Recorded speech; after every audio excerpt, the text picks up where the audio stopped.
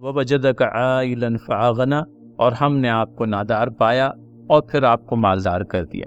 मोइन भाई, अमीन हसन इस्लाही साहब की जो गिना के बारे में, हाँ, उन्होंने दूसरी बातें भी लिखाई है। मौलाना अमीन हसन इस्लाही और अल्लामा फराही ने ये भी कहा है कि गनी होना जो है सिर्फ माल ही से आदमी गनी नहीं होता। गनी जो है या गिना जो है वो दिल की कैफियत का नाम है।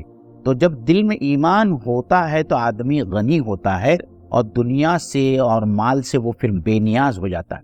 अगर बहुत माल है और दिल में ईमान नहीं है तो वो गिना की वो कैफियत कभी आ ही नहीं सकती सर। और अगर दिल में ईमान है, इस्लाम है, फरमाबरदारी है, और अगर माल नहीं है तब भी इंसान दिल से जो है वो गनी होता है। तो यहाँ जो है गिना की बात की जा रही है वो दोनों कैफियतों का ये है कि अल्लाह ताला ने माल के लिहाज से भी आपको गनी कर दिया और दिल में ईमान डालकर अल्लाह ताला ने आप सल्लल्लाहु अलैहि वसल्लम को गनी कर दिया।